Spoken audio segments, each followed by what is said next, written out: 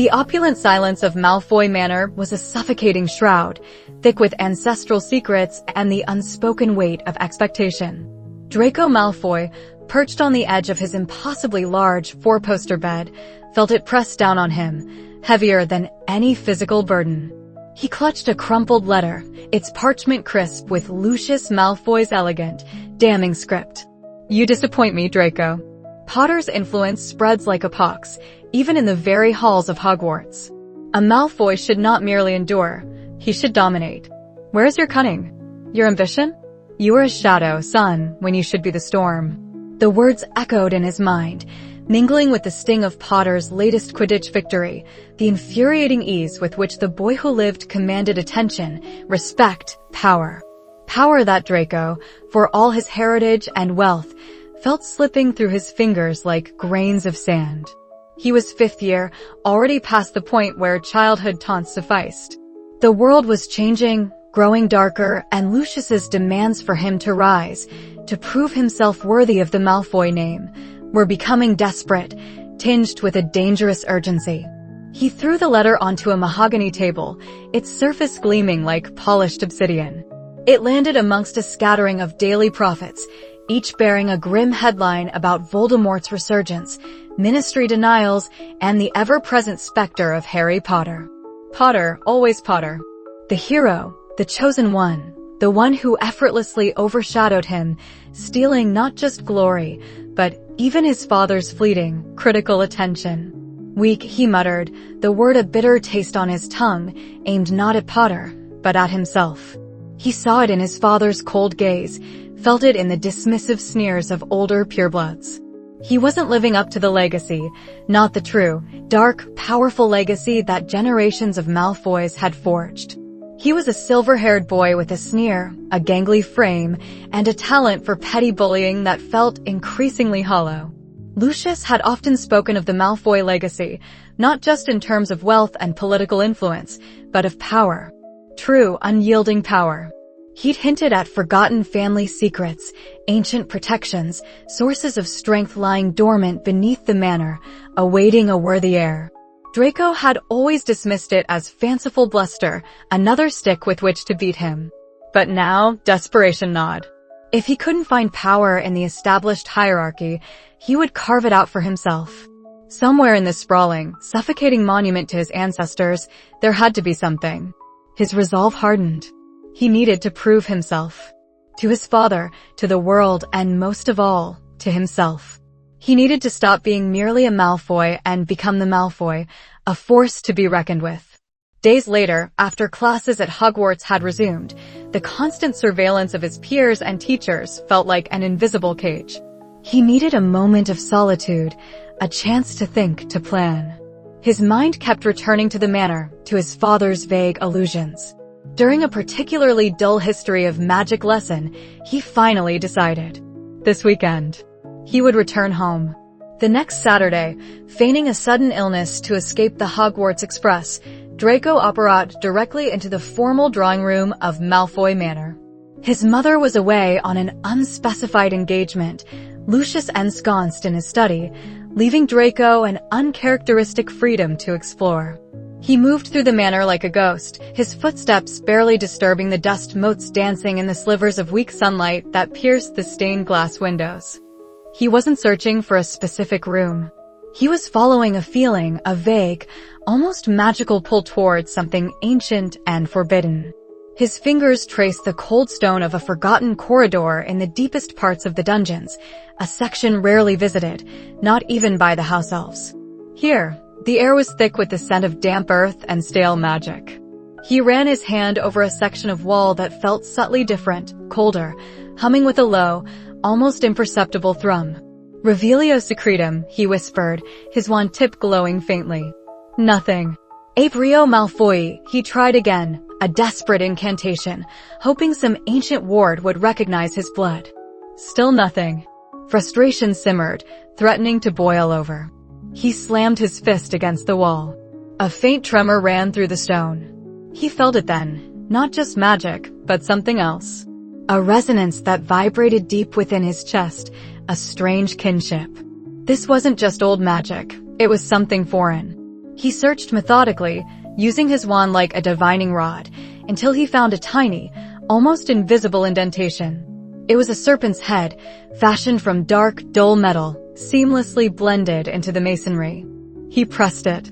With a low groan, a section of the wall receded, then slid sideways, revealing a hidden passage. The air beyond was even colder, stiller, carrying a faint, metallic tang. It was utterly dark. Lumos Maxima, he intoned, and a blinding light erupted from his wand. The passage opened into a vast, circular chamber, clearly an ancient vault. It was not filled with gold or jewels, but with objects of a different nature, forgotten scrolls wrapped in aged leather, rusted armor, peculiar arcane devices he couldn't identify, all covered in centuries of dust and cobwebs. In the very center, elevated on a pedestal of unpolished black rock, was a single, unremarkable stone sarcophagus. It looked far older than anything else in the room, almost alien in its simplicity amidst the grandeur of Malfoy artifacts. Draco approached it cautiously, his breath pluming in the frigid air. The sarcophagus hummed, a low vibration that mirrored the one he'd felt in the wall. This wasn't a tomb, it was a container. He reached out, his fingers brushing against its rough surface. It felt strangely warm, despite the icy air. A sudden, jarring crack echoed through the chamber. A hairline fissure, barely visible at first, spiderwebbed across the sarcophagus's lid. Then another and another until the entire surface was a mosaic of fractured stone. With a final, resonant thump, the lid split, shards of rock tumbling to the floor. Inside, resting on a bed of what looked like solidified, petrified ooze, was a single, pulsating mass. It was a lump of viscous, pitch-black goo, roughly the size of a human head. It shimmered with an unsettling, oily sheen, absorbing the light from his wand rather than reflecting it. It seemed to breathe, expanding and contracting with a slow, deliberate rhythm. A faint, almost imperceptible whisper seemed to emanate from it, not words, but a sensation of ancient power, of hunger. A shiver, part fear, part exhilarating curiosity, ran down Draco's spine. He had never seen anything like it. It felt alive and powerful. He leaned closer, transfixed. The black goo shifted, elongating a tendril towards him. It moved with an unnatural fluidity, like liquid shadow, its surface rippling as if in anticipation. Before Draco could react, before his conscious mind could register alarm, the tendril reached his outstretched hand. It was cold, piercingly, shockingly cold, like plunging his hand into liquid nitrogen. The cold spread rapidly, racing up his arm, consuming his senses. He tried to pull away, but his muscles locked, frozen. A strange, metallic taste flooded his mouth, and his vision blurred at the edges. Then came the pain. Not a sharp, physical pain, but an invasive, all-consuming agony that felt like his very essence was being stretched, dissolved, remade. He gasped, a guttural sound torn from his throat, stumbling backward, tripping over his own feet. He fell, hitting the cold stone floor with a jarring thud. But the goo didn't let go. It clung to him, now a rapidly spreading stain across his arm, then his shoulder, his chest. It flowed with an impossible speed, seeping into his skin, dissolving through his robes. He felt it infiltrate his bloodstream, wrapping around his bones, his organs. It was everywhere. Inside him. His world spun.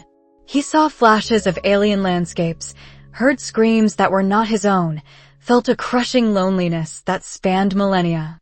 Then, suddenly, it was gone. The pain vanished, replaced by an intoxicating rush of energy. His muscles thrummed, his senses sharpened to an impossible degree. He could hear the faint scuttling of beetles in the distant walls, smell the dry dust and ancient magic with startling clarity, see every minute crack in the stone above him. He pushed himself up, his movements fluid, effortless. He felt taller, stronger, his usually pale skin now tinged with a vibrant, almost inhuman vitality. A mirror, long cracked and forgotten, leaned against the vault wall. He staggered towards it. His reflection stared back at him. His face was still his own, but his eyes glowed with a faint, predatory silver light. His usually delicate features were sharper, more defined, a subtle hardening of his jawline, a new intensity in his gaze. And then his reflection shifted. A flicker of black, like an oil slick, rippled across his skin. His fingers elongated, subtly, then retracted. He felt a vast, latent power coiled within him, a dark energy vibrating just beneath his skin, singing through his very being. It was raw, potent, terrifyingly Malfoy. A slow, chilling smile spread across his lips, baring teeth that felt, for a fleeting moment, just a little too sharp. This wasn't merely power, it was dominance. It was everything Lucius had ever demanded, everything Potter had denied him. He was no longer just Draco Malfoy, frustrated and insecure. He was something more. And the wizarding world, utterly unprepared, was about to discover what that meant. The dawn after the forbidden discovery tasted different. Not of stale porridge or the familiar scent of old parchment, but of an electric hum beneath Draco's skin, a constant, low thrum that promised both power and danger. He woke with a jolt, not from a nightmare, but from a dream where he'd been soaring, a black blur against a crimson sky, talons extended. The memory was exhilarating, terrifying. He rose, pushing back his Slytherin green duvet. A quick glance in the polished obsidian mirror revealed the usual pale, angular features, but something flickered in his gray eyes, a predatory glint, sharper, more alive than before. He ran a hand over his bicep. Beneath the fine silk of his pajamas, his muscles felt denser, coiled. He clenched his fist, and for a fleeting instant, a whisper of inky blackness seemed to ripple under his skin, a suggestion of alien muscle. Mine, a thought echoed, not quite his own, yet not entirely alien. It felt like an extension of his own ambition amplified. He dressed meticulously, choosing a pristine white shirt and tailored robes. He found himself gravitating towards longer sleeves, an instinctive urge to keep the skin beneath covered. The idea of the pulsating darkness being seen, even by Crabbe or Goyle, sent a shiver of unease down his spine. The power was his and his alone. Breakfast in the Great Hall was an exercise in self-control. Every rustle of a house banner, every clatter of cutlery, every hushed whisper seemed magnified. He could hear Gryffindors across the room discussing Quidditch scores with uncomfortable clarity, could almost feel the vibrations of the massive oak tables under his palms. The sheer volume of sensory input was overwhelming, yet beneath it all, the hum of the symbiote pulsed, a silent reassurance. "We are stronger," it seemed to whisper. "We are more." Then he saw Potter. Potter, laughing with Weasley, sunlight catching in his infuriatingly messy black hair. A wave of familiar rage, laced with something sharper, colder, surged through Draco. The symbiote stirred, a coil of ice in his gut, a subtle pressure behind his eyes. He felt an urge to stand, to cross the hall, to simply shatter Potter's smug happiness. His hand twitched, reaching for his wand, but he forced it down. Not here. Not now. He needed to understand this power, to master it, before he unleashed it. Pansy Parkinson, usually glued to his side, seemed to eye him with a nervous curiosity. "Draco? You look intense. Bad dream." He gave her a dismissive sneer. "Worse. I saw a flock of pigeons attempting to dance. My morning is ruined." It was his usual brand of snobbery, but even to his own ears, it sounded forced. He felt different.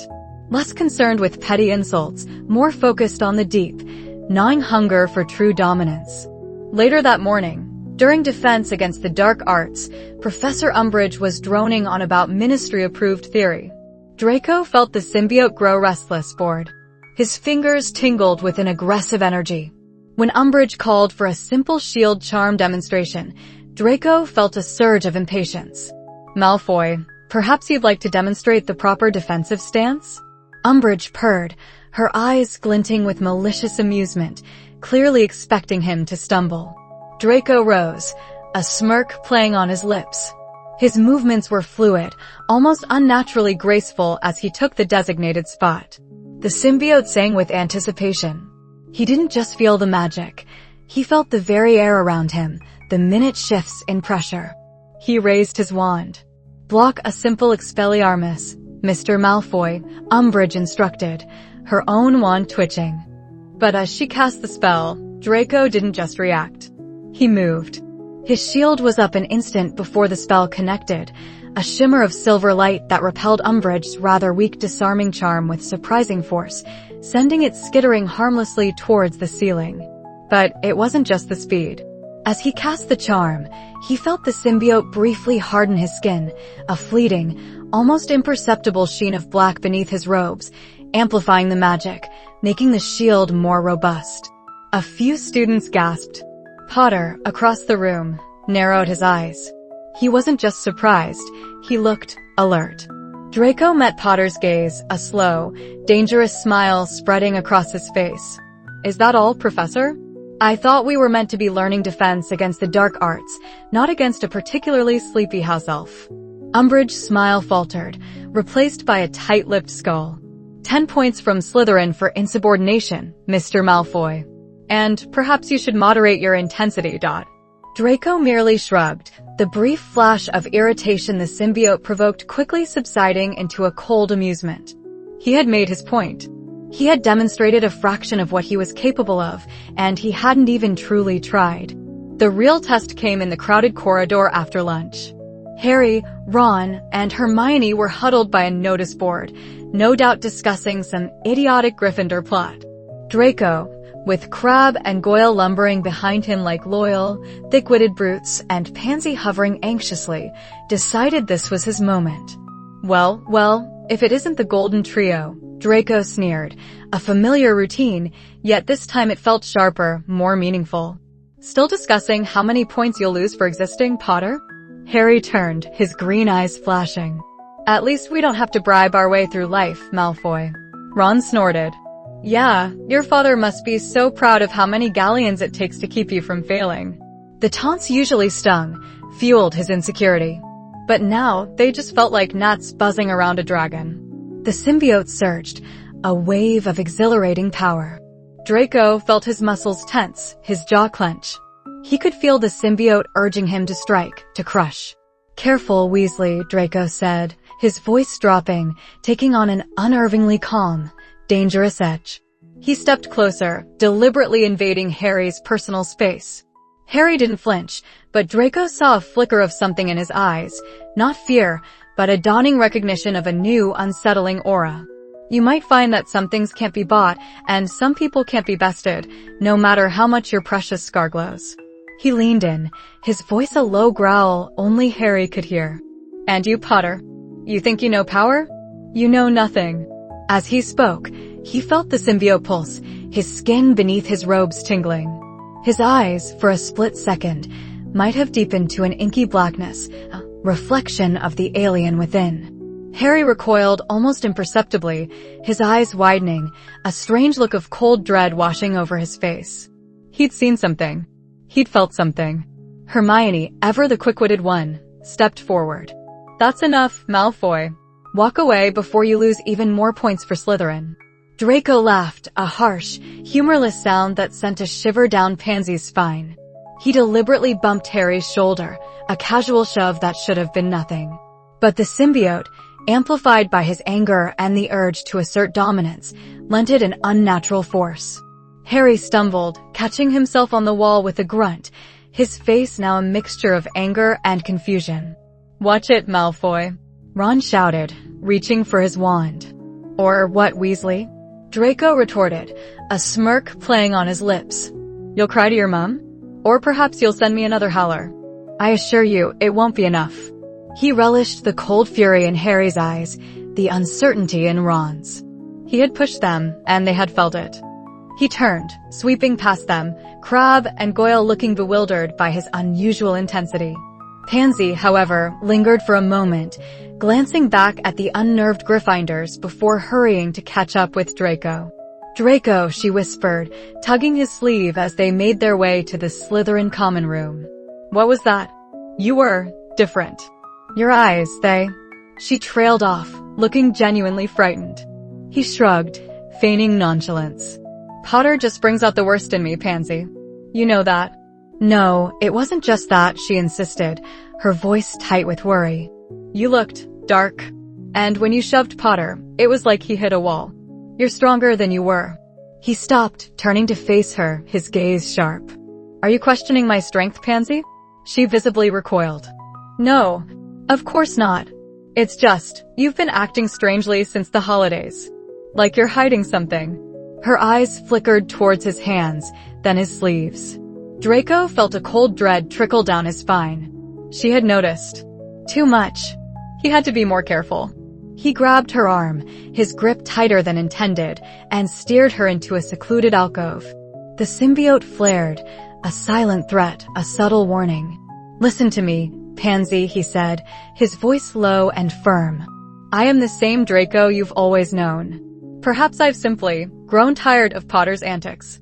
My family's legacy is important. I am merely taking what is rightfully ours. He stared into her eyes, willing her to believe him, pushing the full force of his augmented will into his gaze. She visibly swallowed, her fear warring with her ingrained loyalty. Okay, Draco, if you say so. But her eyes still held a shadow of doubt, a lingering unease. She was terrified, but also fascinated. A reluctant confidant. Later, alone in the privacy of his dorm, Draco stared at his reflection. The symbiote pulsed, a living entity within him. She suspects, it whispered, its thought voice now more distinct, less an echo and more a direct presence. Weakness. She's loyal, Draco retorted, speaking aloud, a shiver running down his spine at the sound of his own voice echoing in the empty room. She won't betray me. Loyalty is a fragile thing, the symbiote countered, and Draco felt a sudden, aggressive burst of its presence, a wave of raw, predatory hunger washing over him. His skin began to ripple, black tendrils snaking up his arm, wrapping around his hand. His fingernails elongated into sharp, obsidian claws. His teeth ached, his jaw shifting, elongating slightly. The mirror showed him not Draco Malfoy, but a shadowy parody, a monstrous reflection of his darkest desires. He gasped, stepping back, fear gripping him. Stop it. The symbiote recoiled, the physical manifestation retracting, but the mental presence remained, a cold, unwavering presence. We are one, it asserted. But you resist. You chain our power. This weakness will be purged. Draco stared at his normal hand, flexing his fingers. The power was intoxicating, but the price was control. He had tasted dominance, felt the thrill of untamed power. But what if the symbiote decided it was the one in control? What if its urges became his own irrevocably? He had wanted to become formidable, to surpass Potter, to restore the Malfoy name. But was he merely becoming a vessel for something far older, far more terrifying? A sudden, sharp pain flared behind his eyes, a premonition, a flash of something dark and ancient. The symbiote seemed to be showing him something, urging him, pushing him towards an unknown danger.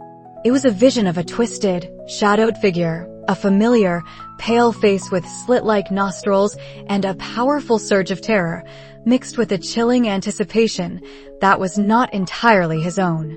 Voldemort. The Dark Lord's shadow was lengthening, and the symbiote seemed to know it, seemed to crave it. Draco knew, with a certainty that chilled him to the bone, that the true struggle for control had only just begun, and the world outside was hurtling towards a confrontation that would demand everything, even his very soul. And the symbiote was ready to answer. The whispers in his mind were no longer mere suggestions. They were a chorus, growing louder, more insistent. Draco could feel the symbiote stirring beneath his skin, a constant, living hum that thrummed with a hunger he found increasingly difficult to ignore. His reflection in the darkened dormitory window often showed him not his own familiar gray eyes, but fleeting glimpses of black, pupils dilating into predatory slits before snapping back. His senses were sharper, his movements quicker, but so too was his temper, his impatience. Pansy Parkinson, usually glued to his side, was now observing him with a new mixture of awe and apprehension. She'd caught him mid-sentence, his voice dropping an octave, a low growl escaping before he caught himself. She'd seen the shadow that flickered across his face when he was angry, the unnatural speed with which he recovered from a minor bruise. Draco, she'd said one evening, her voice barely above a whisper, "You're different." He'd merely scoffed, affecting nonchalance. "Different? I'm simply growing into my power, Pansy. Unlike some, I embrace it." But even as he spoke, a tendril of blackness had snaked up his arm beneath his sleeve, a silent, knowing caress that sent a shiver down his spine. The symbiote yearned for freedom, for action, and Draco found himself seeking opportunities for it, straying further and further from the castle's watchful eyes. One particularly stormy evening, after a particularly galling divination class where Trelawney had declared his aura clouded with unseen dangers, a shadow that clings to the soul, Draco felt the familiar surge of frustration. The rain lashed against the windows, mirroring the tempest within him. He needed to move, to unleash some of the coiled energy the symbiote constantly radiated. "Coming, Pansy?" he'd asked, pulling on his cloak, his voice tight. "A stroll to clear the air." Pansy hesitated, her eyes wide. "In this? It's practically a hurricane, Draco. And I heard the rumors about things in the forest." "Rumors are for griffinders," he sneered, though a part of him acknowledged her unease. There had been whispers, unsettling tales of a deeper chill settling over the forbidden forest, a sense of despair that went beyond the usual gloom. But the symbiote thrummed with challenge, whispering of strength and invulnerability. "Stay here then. I prefer to face my fears, not cower from them." He strode out, ignoring her worried gaze. The air outside was thick with the scent of wet earth and pine, and the wind howled like a banshee through the trees. He walked, not aiming for anywhere specific, just letting his enhanced senses guide him away from the castle's lights, deeper into the periphery of the forbidden forest. The exhilaration of the storm, the biting cold, felt like a balm to the agitated symbiote. He was almost at the edge of the tree lean when a profound cold descended, far deeper and more insidious than the stormy night. It wasn't just the chill of the wind, it was an emptiness, a suck of all warmth, all joy from the world. His breath hitched. The very air around him grew heavy, oppressive. "No," he whispered, a tremor in his voice, his pure blood upbringing screaming the immediate, instinctual terror. He knew this cold. He knew the despair it heralded. A shadow detached itself from the gloom beneath the ancient trees, then another and another. Cloaked figures, gliding with an unnatural silence, their rasping breaths filling the sudden, terrifying void. Dementors. Fear, raw and primal, seized Draco.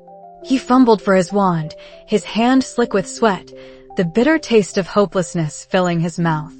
His father had drilled into him the Patronus charm, but in this moment, surrounded by 3 of the soul-sucking creatures, his mind offered only bleak images, Lucius's cold disappointment, his own failures, the crushing weight of expectation.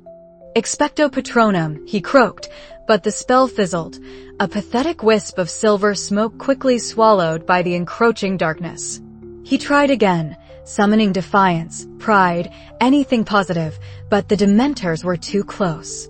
Their skeletal hands, rotten and diseased, reached for him, their hoods obscuring the horrific void where their faces should be.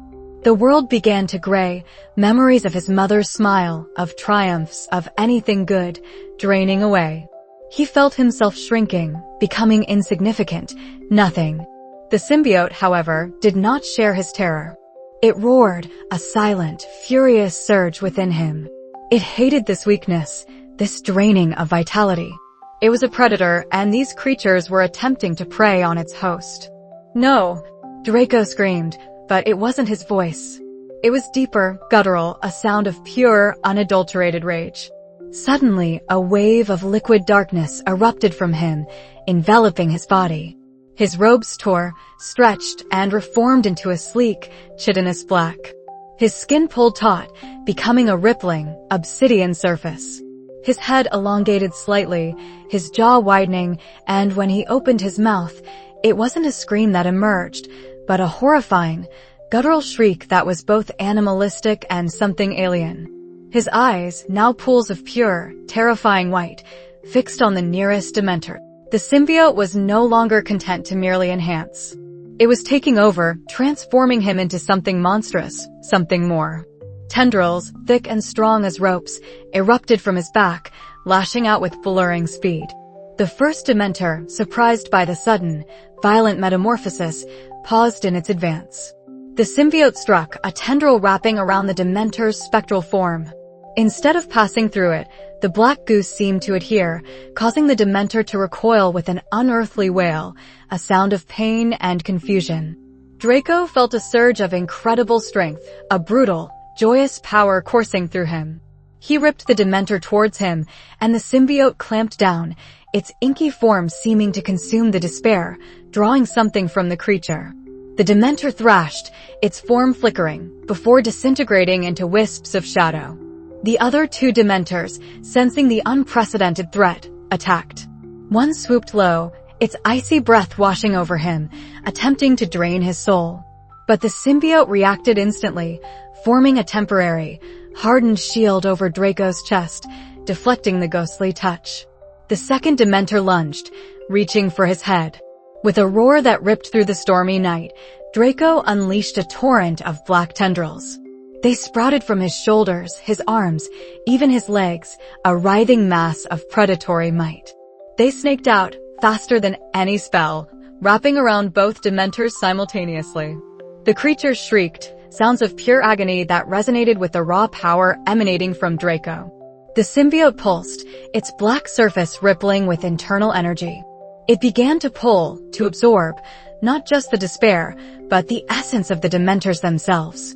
Draco felt a sickening, yet strangely exhilarating, sensation of something cold and vast being drawn into him, transformed, consumed. The Dementors fought, their spectral forms flickering wildly, but the symbiote was relentless, a living, breathing void that devoured their very being. Slowly, agonizingly, the Dementors withered, their cloaked forms dissolving into nothingness, leaving behind only the profound emptiness of their departure, swiftly filled by the sounds of the storm and Draco's ragged breathing. The transformation receded, the blackness melting back into his skin, his robes slowly reforming, though tattered and soaked. He collapsed to his knees, gasping, shaking uncontrollably, his wand clattering uselessly on the wet earth. The adrenaline wore off, replaced by a crushing exhaustion and a terror that transcended the Dementors themselves. The symbiote was no longer humming. It was purring. That was invigorating host. The thought wasn't a sound, but a direct impression, a distinct, satisfied presence in his mind. These creatures, they are tasty. Draco stared at the empty space where the Dementors had been, his heart hammering against his ribs. The cold, the despair, had vanished. The forest was merely a stormy forest again. He had just fought 3 Dementors. And he had won. Not with magic, not with a Patronus, but with something far more ancient, more brutal, more terrifying. He had become a monster. He was trembling, but it wasn't just fear. It was the residue of the symbiote's glee, its predatory satisfaction. He had felt it too. A thrill of dominance, of absolute power. Draco? A small, terrified voice cut through the aftermath. Pansy. She stood at the edge of the tree lean, her face pale, her eyes wide with unadulterated horror. She must have followed him, drawn by the sounds, by the sheer, palpable shift in the atmosphere. She hadn't seen the Dementors, perhaps, but she had seen him. The tail end of the transformation, the dark residue, the raw power still clinging to him like an aura.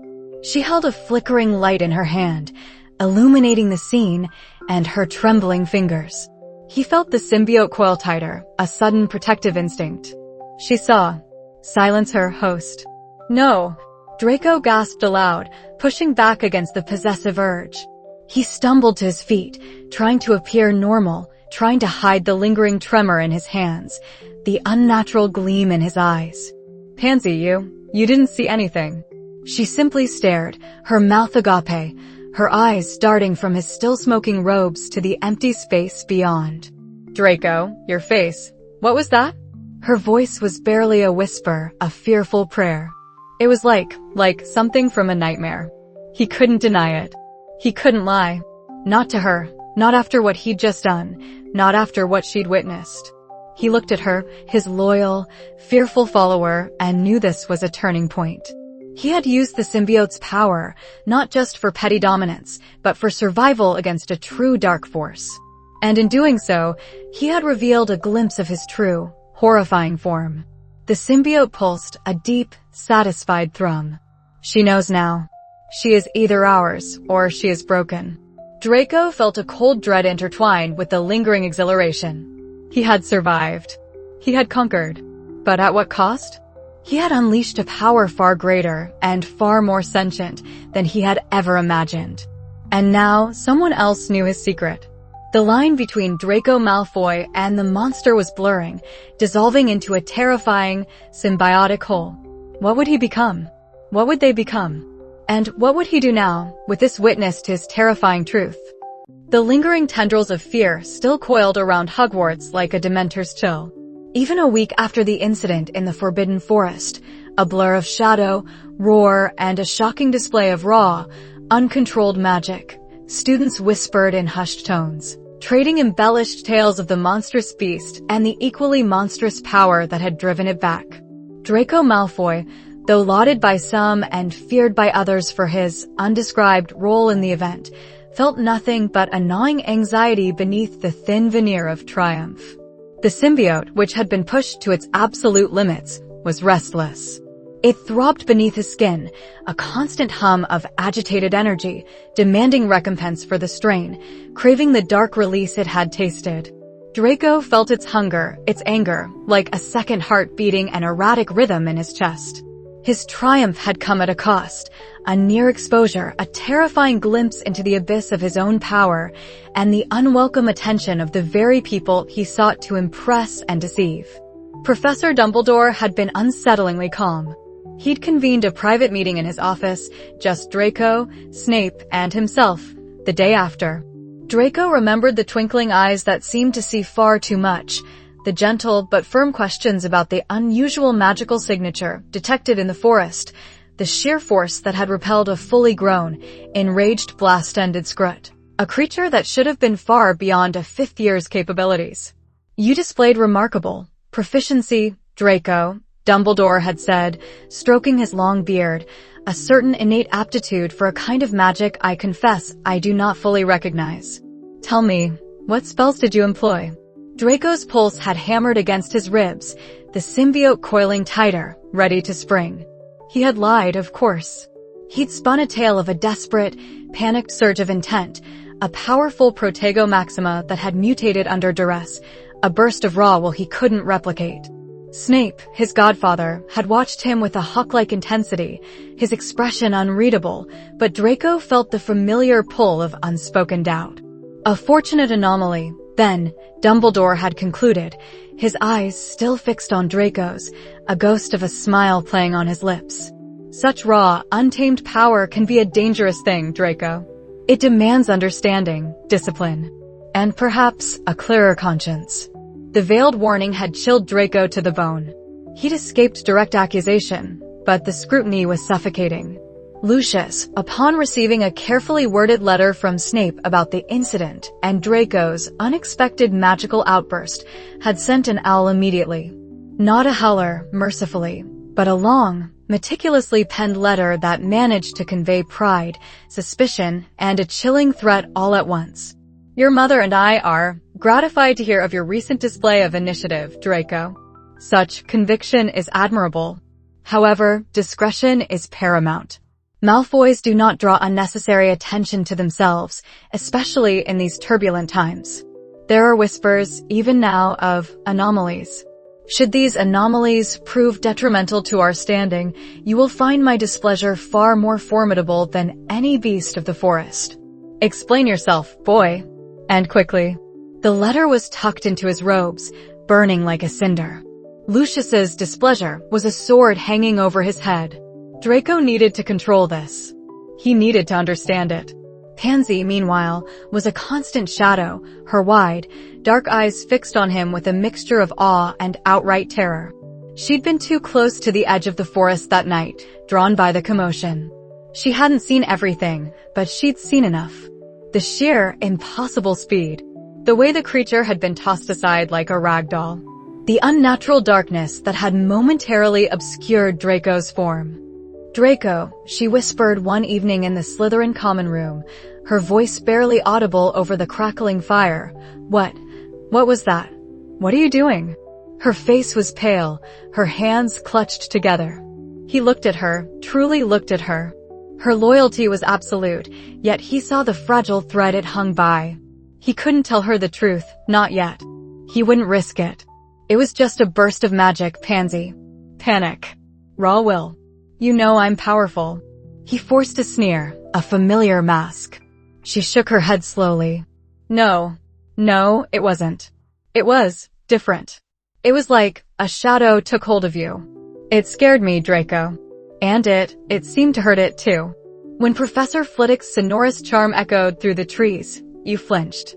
And when Professor McGonagall blasted that burst of incendio as a warning, it recoiled. I saw it. Her eyes were wide with genuine concern, and something else, a deep, almost primal fear that made him uncomfortable. Pansy's words, though born of terror, resonated with a sudden, chilling clarity. Sonorous. Incendio. He remembered the searing headache that had followed Flitwick's amplified voice, the way his skin had crawled, the symbiote's desperate urge to retreat.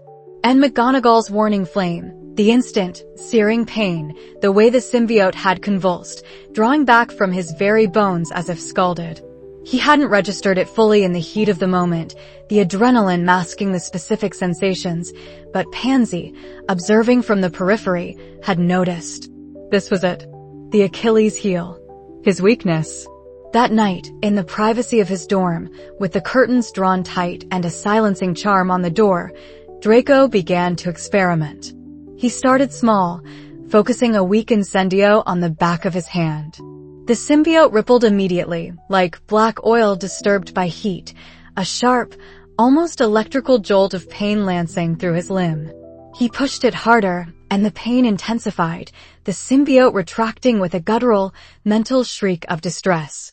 It didn't burn him, not directly, but the agony it suffered was transmitted directly to his mind, a frantic, primal scream. Then sound. He whispered a sonorous charm at his own ear, a low, barely audible hum, then gradually increased the volume. The symbiote shuddered, a low whine echoing in his skull. As he pushed the charm's power, the whine became a shriek, his head feeling as though it would split apart. The symbiote retreated, abandoning the auditory canals, leaving him temporarily deafened and disoriented. Intense sound. Intense heat. The revelation was both terrifying and exhilarating. Terrifying because these were common magical elements. A single well-placed incendio or a focused sonorous from an opponent could cripple him. Exhilarating because knowing the weakness meant he could prepare. He could adapt. He could shield. He could become even more dangerous. The symbiote, having recovered from his painful research, sent a surge of resentment and fear through him, a silent protest. Stop. It hurts. Silence, Draco thought back, his resolve hardening. This is for our survival. For our dominion. We cannot be defeated by simple tricks. We must understand. We must control. The symbiote pulsed, a hesitant agreement. It understood power. It understood survival. Draco had given it the taste of ultimate triumph, and now he was showing it the path to securing that victory. His previous goal had been to gain ultimate power and respect, surpassing Potter, restoring the Malfoy name. But the symbiote, with its whispers and its raw capabilities, had begun to shift that ambition. His father's approval was becoming less a driving force and more a stepping stone. Potter's shadow was simply an irritating nuisance to be swept away. What Draco now sought was not just power, but dominance. Unquestionable, absolute. The discovery of the symbiote's weaknesses wasn't a deterrent, it was a blueprint. It taught him the rules of engagement. It taught him how to protect his secret, how to wield his monstrous gift with precision. He wouldn't discard the symbiote. He wouldn't suppress it. He would master it. He would make its vulnerabilities his strengths, its savagery his cunning. His path was no longer about fitting into his father's dark legacy. It was about forging a new one, a far more terrifying one, with the symbiote as his unwilling, yet ultimately compliant, partner. The wizarding world thought they knew power. They had no idea what was truly lurking beneath the pristine robes of a Malfoy heir. Draco looked at his reflection in the darkened window, the faint outline of a serpentine eye briefly shimmering over his own. He smiled, a slow, predatory curve of his lips. He was no longer a pawn. He was the game master, and the rules were about to change. He would learn to silence the screams, to endure the heat. And then he would show them true fear. Chapter 5. Dominance and New Legacy. The icy wind whipped through Draco's hair as he stood atop the tallest astronomy tower, the castle lights twinkling below like scattered emeralds and rubies.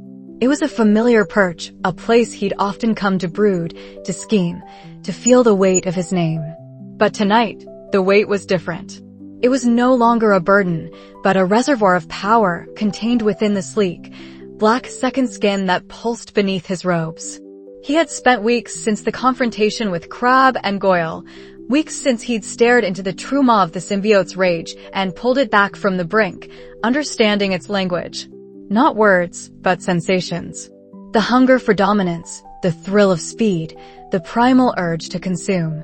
He had learned that the weaknesses Lucius had inadvertently revealed, intense sonic vibrations and concentrated fire, were not absolute vulnerabilities, but rather high-frequency irritants that could be overcome with sufficient will, or, as he discovered, with precise counter-applications of the symbiote's own energy.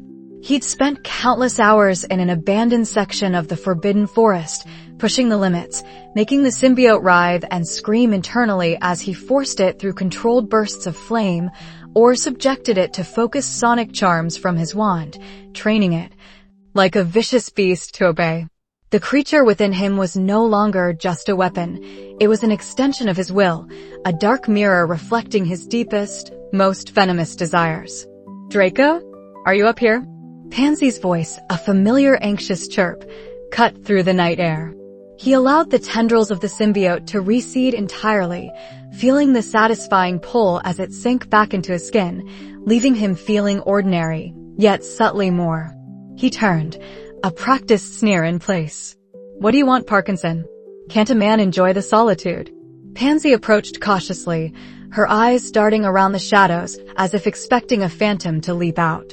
She wore a heavy cloak, her breath pluming in the cold. I haven't seen you at dinner. I was worried. And your father sent another owl. He's asking about the project. Draco felt a flicker of annoyance, quickly quelled. Lucius. Always Lucius. Before, the mere mention of his father's expectations would send a spike of anxiety through him, a desperate need to perform. Now, it was a dull thrum and irritation. He would meet those expectations, certainly, but on his terms. He'll get his answers, Draco drawled, turning back to survey the grounds. In due time, there are adjustments to be made. He didn't elaborate, and Pansy knew better than to press. Her gaze, however, lingered on him, a mixture of fear and something akin to awe. She'd seen the subtle shifts, the heightened reflexes, the unnerving intensity in his eyes when he thought no one was looking, the way he'd effortlessly disarmed a seventh-year Gryffindor who dared to jostle him in the corridor, leaving the boy trembling on the floor, wandless and utterly humiliated. You've changed, Draco, she whispered, almost to herself. He smirked, a genuine, chilling smile that didn't quite reach his eyes. Good. Change is progress, Pansy. Stagnation is death. The next day provided the perfect arena for his new display. It was the final Quidditch match of the season, Gryffindor versus Slytherin. The tension was palpable, a crackling energy that vibrated through the stands. Harry Potter, the golden boy, against Draco Malfoy, the rightful heir. It was a spectacle, and Draco intended to make it a coronation. As he mounted his Nimbus 2001, the roar of the crowd was a distant hum. The symbiote rippled beneath his skin, an excited tremor. It loved the speed, the raw energy, the thrill of the chase. He let it seep into his broom, reinforcing the wood, streamlining its aerodynamics, making it an extension of his own enhanced reflexes. The game began. Bludgers flew, Quaffle exchanged hands, but Draco's focus was singular, the snitch. And Potter. He watched Potter, his movements sharper, his vision clearer than ever before. He anticipated the golden boy's dives, his feints, predicting his trajectory with an eerie precision that wasn't just practiced Quidditch skill. This was something else. This was instinct amplified. At one point, a rogue bludger, charmed by the Gryffindor beaters, came hurtling towards him with unusual ferocity. Normally, Draco would have dodged, perhaps taking a minor hit, or relied on Crabbe or Goyle to intercept. But today, a surge of adrenaline, fueled by the symbiote, coursed through him. Before anyone could react, he executed a breathtaking, impossible maneuver, twisting his broom in a corkscrew dive, the bludger grazing his shoulder, but leaving him untouched, only for him to recover instantly and shoot past the beater who'd sent it, leaving the boy gaping. The crowd, even the Gryffindors, gasped. Madame Hooch blew her whistle, a bewildered expression on her face. Malfoy, that was unorthodox. He merely grinned, a flash of white teeth. Just keeping things interesting, Madame Hooch. Then he saw it. The snitch, a tiny flicker of gold near the Gryffindor goalposts, almost invisible in the sun's glare. Potter spotted it too, surging forward, a desperate gleam in his eyes. Draco felt the symbiote surge, a thrill of power. This was it. The moment. He pushed his broom, but it wasn't just the broom's speed. He felt the symbiote extend, subtly, invisibly, creating a localized pocket of reduced air resistance around him, enhancing his aerodynamics. He was a black arrow, shooting across the pitch, leaving Potter in his dust. The wind screamed in his ears, but he barely registered it. His eyes were locked on the snitch, his hand outstretched, fingers elongated by the alien entity, becoming preternaturally swift. Potter cursed, red-faced, pushing his own broom to its limits, but it was useless. Draco was a blur. His fingers closed around the frantic wings of the snitch with a satisfying snap. The roar of the Slytherin crowd was deafening, a tidal wave of green and silver. Draco held the snitch high, his chest heaving, a triumphant, almost predatory smile on his face. He had won. Not just the game, but something far more significant. He had defeated Potter, not through cheating, not through pure luck, but through sheer, unadulterated power. Potter, hovering dejectedly a few feet away, stared at him with wide, uncertain eyes, as if seeing a ghost. Draco met his gaze, and for the first time, he saw not just hatred, but a flicker of genuine fear. That night, in the privacy of his dormitory, the symbiote fully manifested, swirling around him, its tendrils caressing his face, its unspoken language a symphony of approval. "We are powerful," it hummed in his mind, its voice a resonant chord. "We are ascendant." Draco reached out, touching the sleek, black surface of his other self. "Yes," he murmured, his voice laced with a satisfaction deeper than any he'd ever known. "We are. And it's time everyone knew it." His father's owl arrived moments later, a majestic snowy specimen that landed silently on his windowsill. The message was curt, written on thick parchment in Lucius's elegant, severe script. "Draco, your performance on the pitch was impressive. However, the true measure of a Malfoy's power is not found in games, but in influence. The Dark Lord's shadow lengthens. He demands loyalty. He demands results. I expect you to choose your path wisely. The Malfoy name demands dominance. Show me you are worthy. Lucius Malfoy." Draco read the letter, a faint, sardonic smile playing on his lips.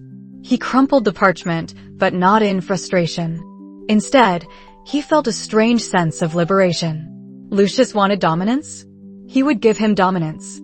But it would be his dominance, forged not in fear, but in this terrifying, exhilarating power that coursed through his veins.